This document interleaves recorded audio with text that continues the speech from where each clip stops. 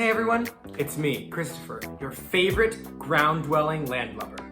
If there's one thing you can be sure of with Quick Snips with Chris, is that we always keep both feet firmly on the ground, never muddying up the water, so to speak. We're always grounded in the facts, and we'll never study anything as silly as, say, the 4 types of aquatic biomes.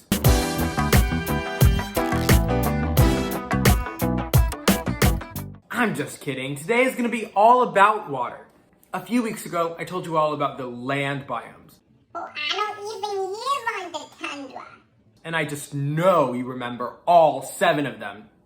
But just in case, I'll give you a quick refresher.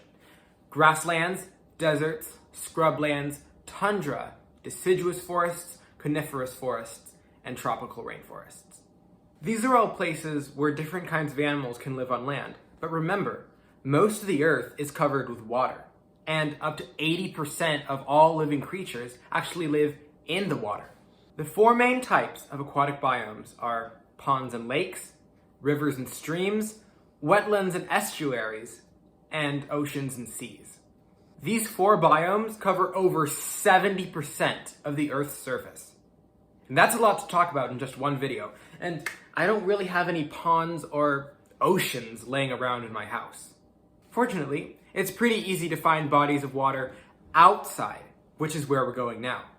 It's time for Quick Snips with Chris, Travel Edition.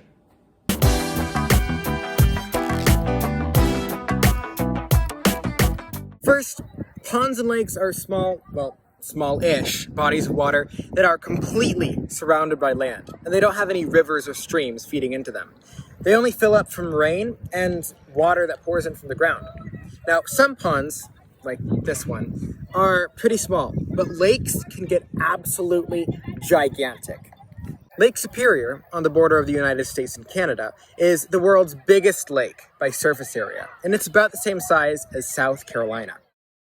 Lots of animals like to live here since the water is pretty calm and there are no big waves or anything to push them around. So here you can find insects, plants, fish, frogs, snails, crayfish, and lots of birds. There are usually plenty of geese and ducks around here, but I don't see them today. They must have known I was coming.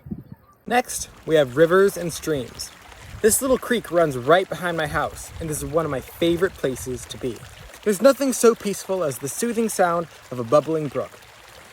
As long as you don't fall in, that is. That would not be peaceful. The main differences between rivers and streams is that rivers follow deep trenches in the ground called riverbeds, while streams aren't as deep and can move around a bit. We've seen all kinds of creatures in here. Birds, insects, tiny little fish, and even frogs. The longest river on Earth is the Nile in Africa, while the river with the most water is the Amazon River in South America.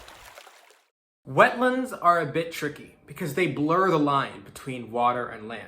I mean, look at this place. Does this look like land or water to you? We could probably have a debate on this all day, so let's just keep going. Again, lots of animals live here, even big ones, like Hannah the horse. She and all her pony friends live on Assateague Island, off the coast of Maryland.